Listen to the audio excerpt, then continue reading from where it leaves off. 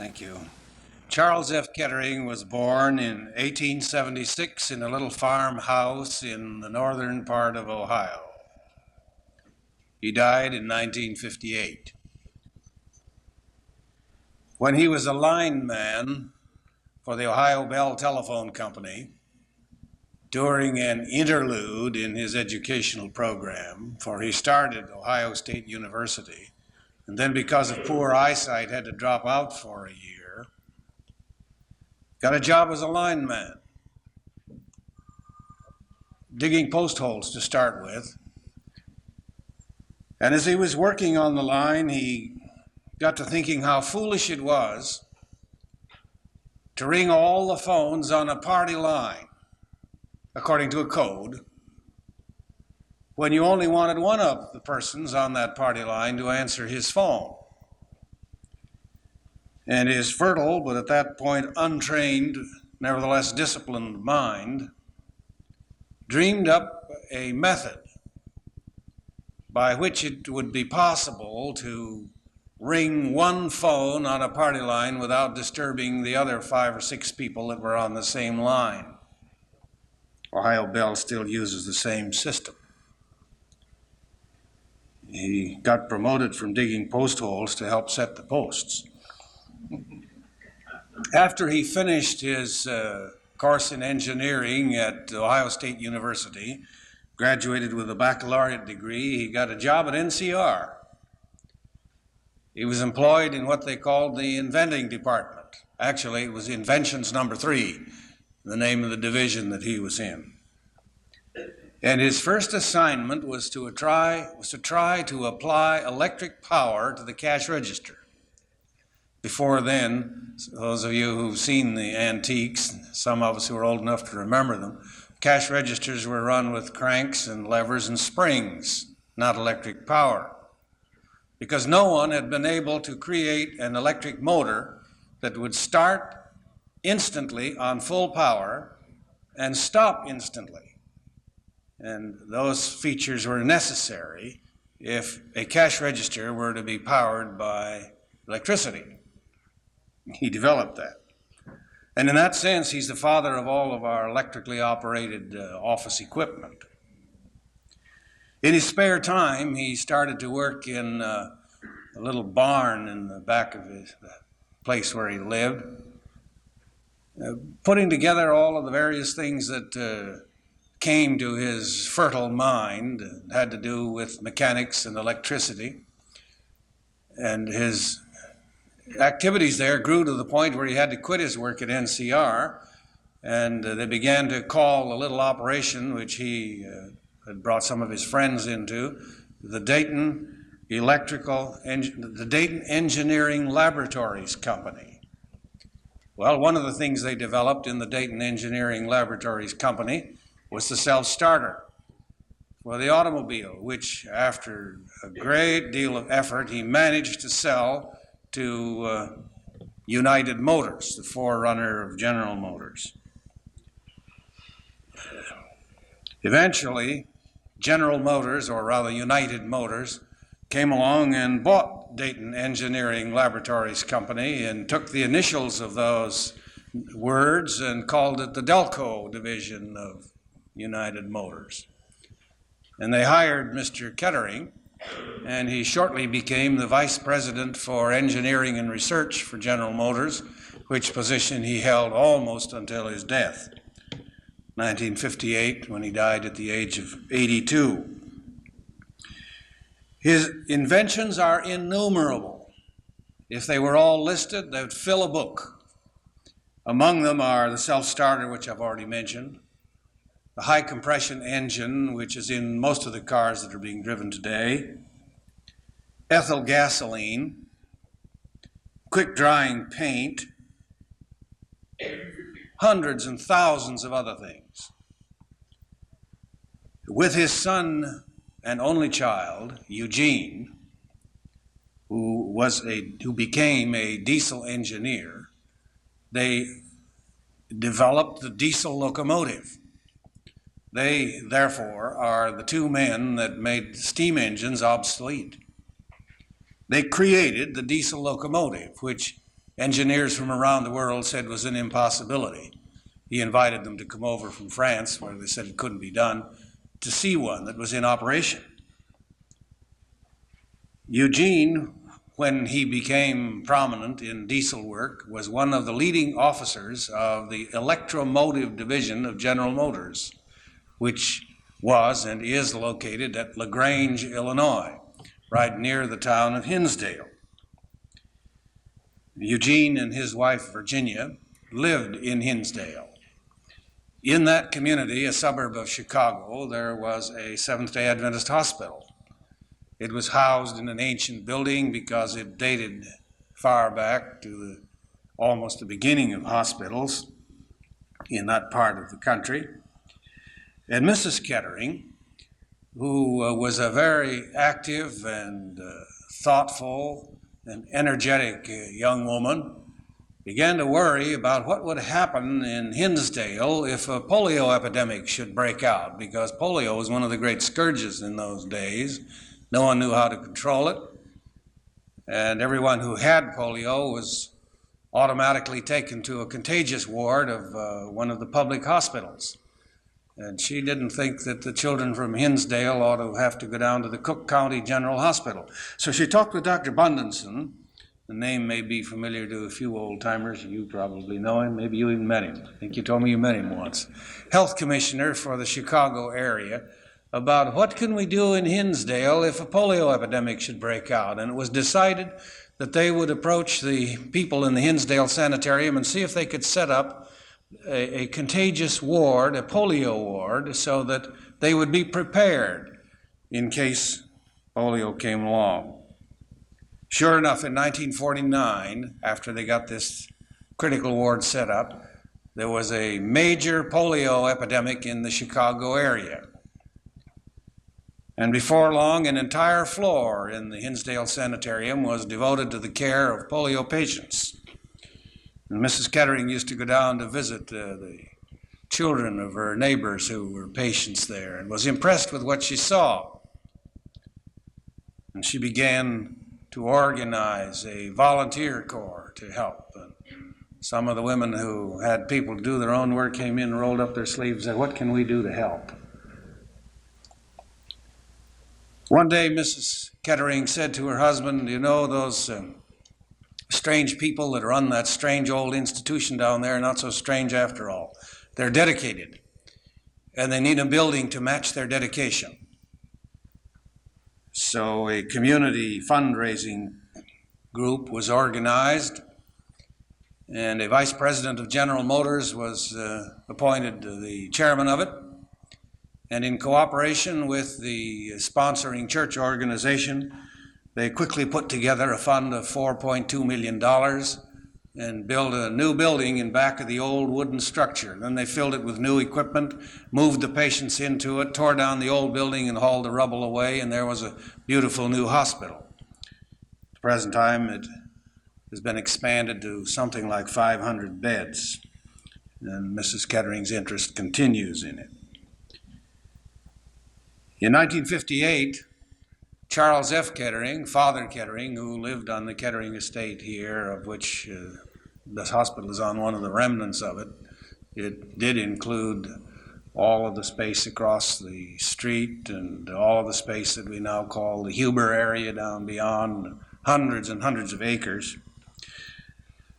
Eugene and Virginia said, "Let's build a hospital down on Father's estate as a memorial." First, they were going to think about a 50-bed hospital. Then they quickly decided that wouldn't be big enough, so they thought about a 100-bed hospital. Came down to Dayton and talked with some of the community leaders and said, "We plan to build a 100-bed hospital on Father Kettering's estate as a memorial to him." And the community leader said, "We don't need 100 beds.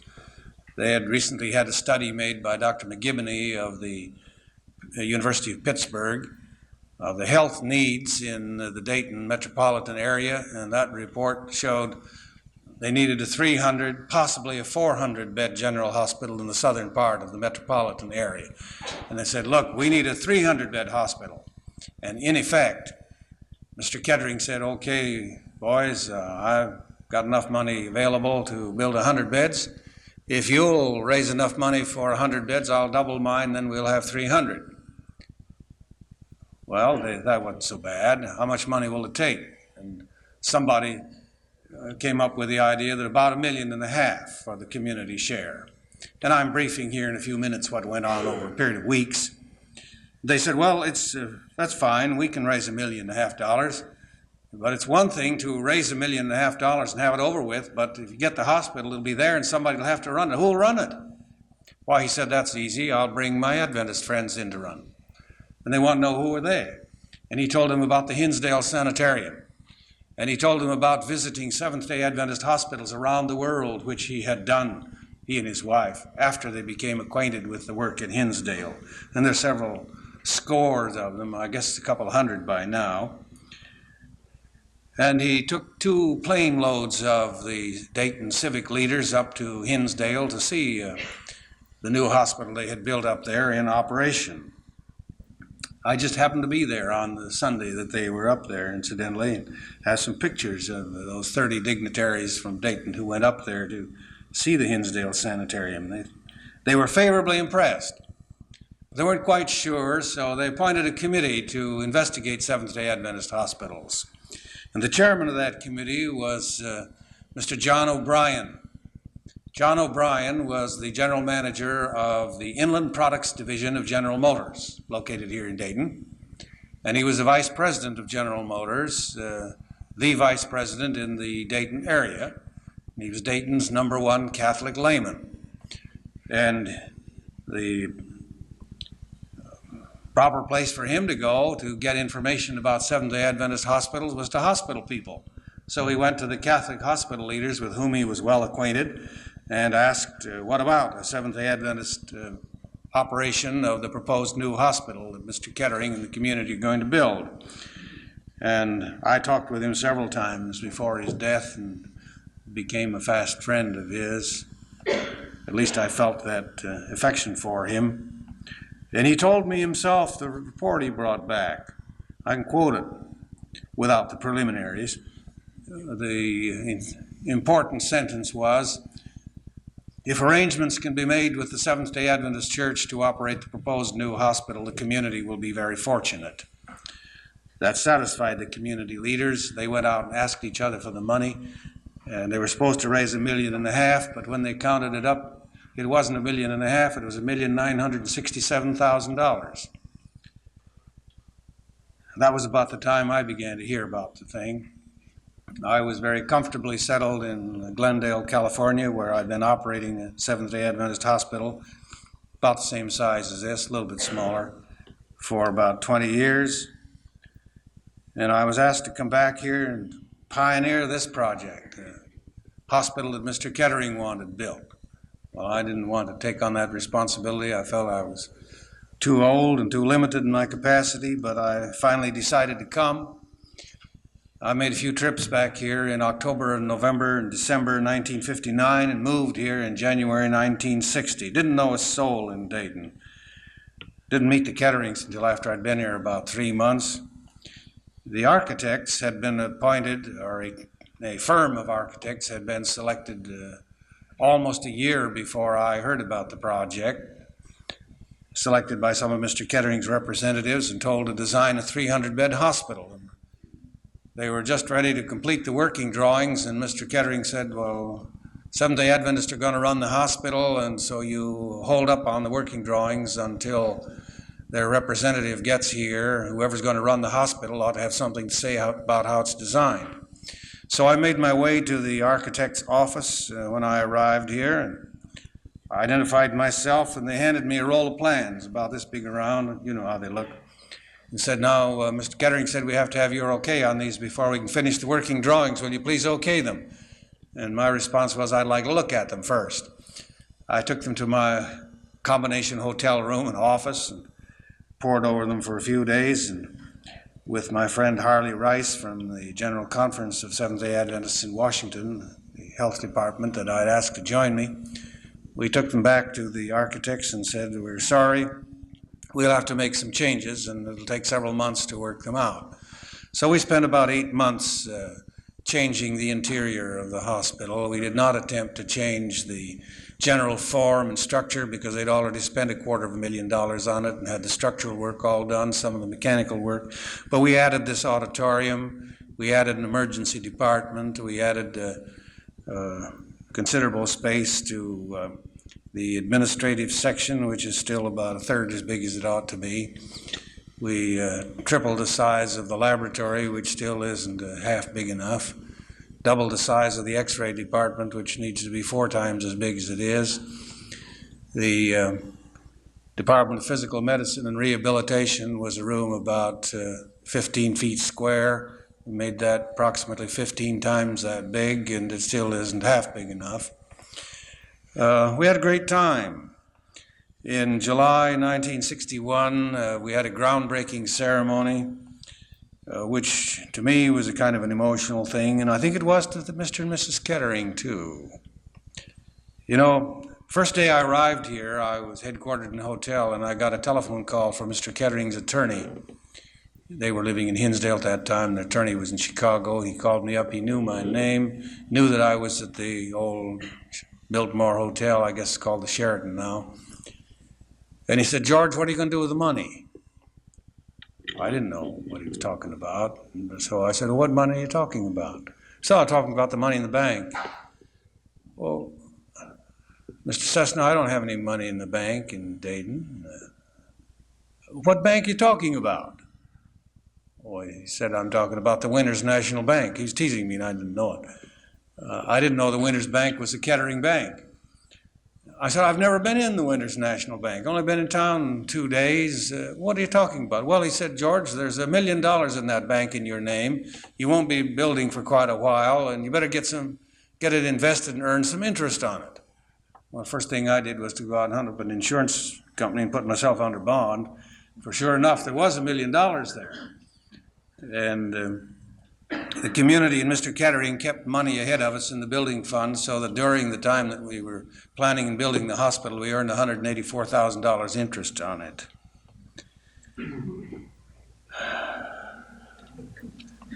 The original program called for the development of the School of Nursing. And the building in which you have your work was built for a School of Nursing for about 150 students. That was the original understanding. But as we got into the planning process and studied nursing and related types of education throughout the country, and plotted a graph showing movement and directions, we found that the 3-year diploma schools of nursing, for which the plan originally called, on a chart we're moving down like this. And the 4-year baccalaureate programs were moving up like this, and the 2-year college-based programs were going up like this. And we said to ourselves, this is no time to start a program that's on the downward trend. How can we do something else? How can we keep up with the future? So we decided that we would try to create a 2-year college-based program in which would be centered all of the medically related educational activities of the institution. The stories that relate to that take more time than is available this morning. I might tell you about that some other time. Suffice it to say that after much negotiation with various accrediting people and college people and boards and others, we finally started what Mr. and Mrs. Kettering decided they'd like to have called the Kettering College of Medical Arts. They gave us the money to get it started. The hospital was opened in March 1964. The story of its operation since that time has been one of continual growth. I reached what I considered the retirement age in 1968 and actually went on retirement about that time. And Dr. Schaffner arrived and took over my responsibilities and a lot of new ones. And the growth has been greater since I retired than it was while I was working, and I want to congratulate Dr. Schaffner and his staff and Dr. Bevan and the rest of you for picking up the pieces and making the thing go.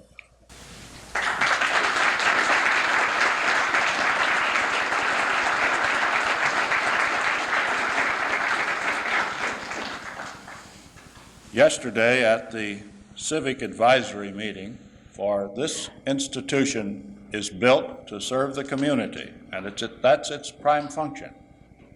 We were given a card by the development office of this institution listing contributions made by the community and the Ketterings thus far. I'm not going to read you the whole card. I'm just going to read you 2 or 3 items. As of today, given by the Ketterings, $9,434,000. The community, $2,157,000. The Harrison family, $815,000. The Reich interests, $576,000.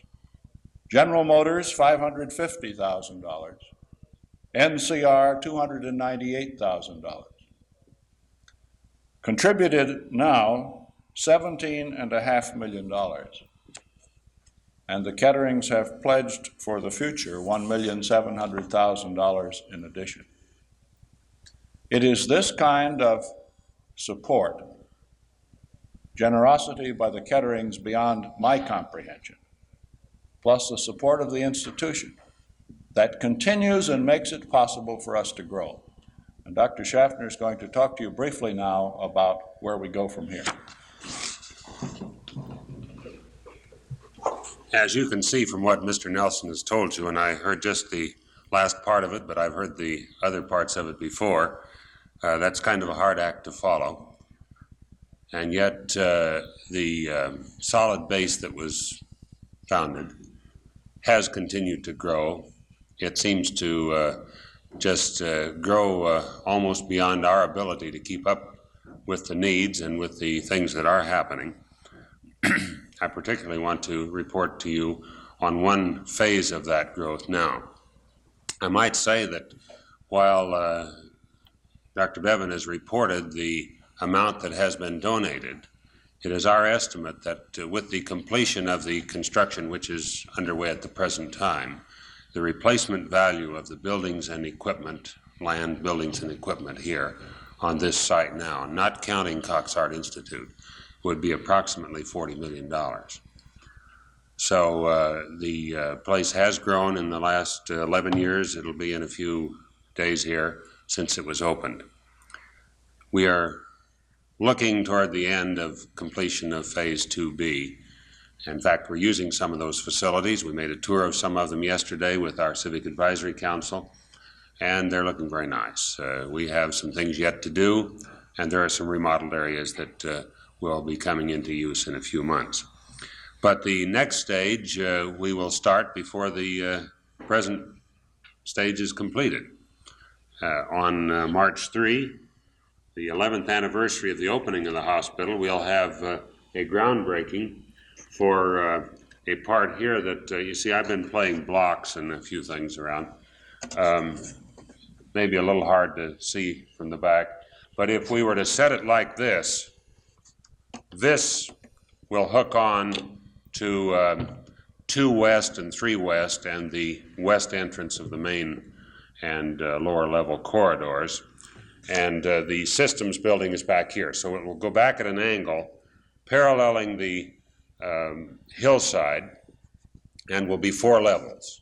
1 level underground like this one, the main level, and then 2 levels up near the nursing units. We already have planned the next stage.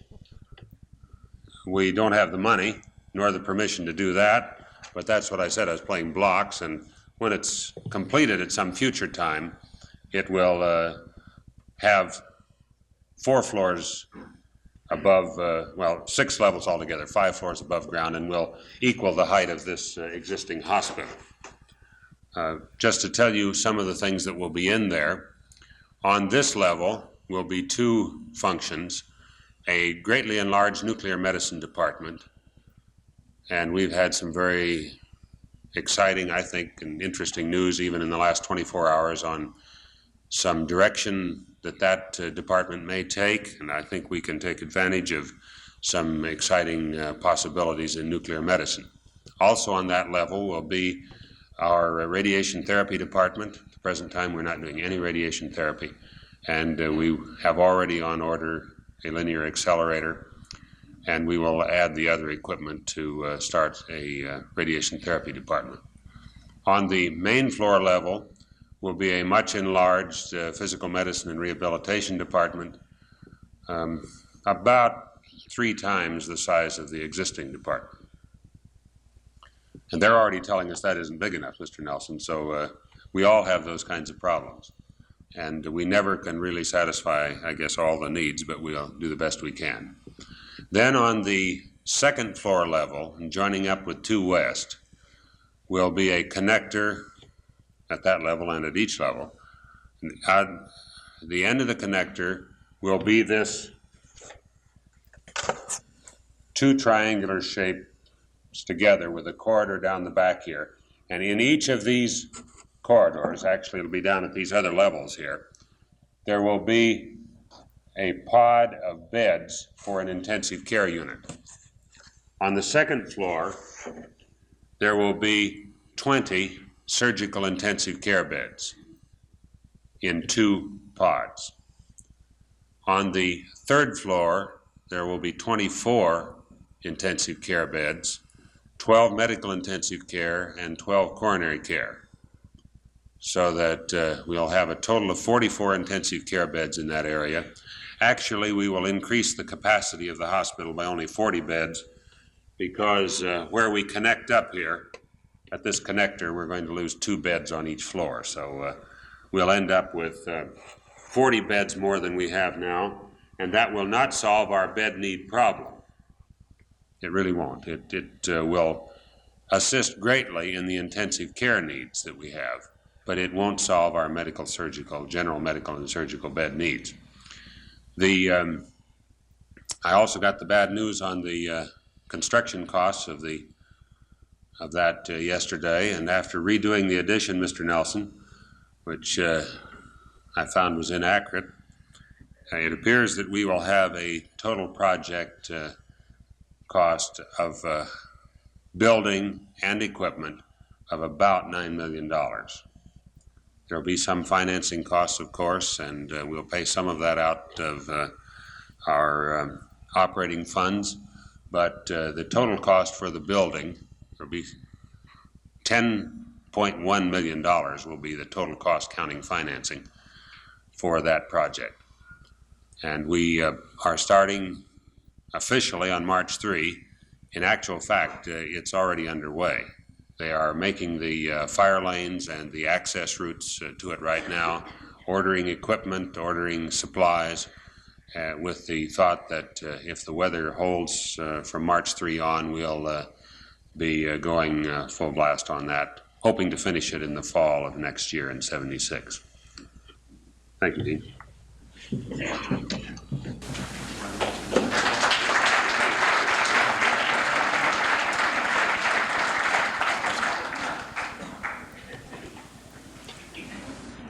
He didn't tell you the whole story, and I shall not take the time now to do it in detail, although the architect is Mr. Nelson.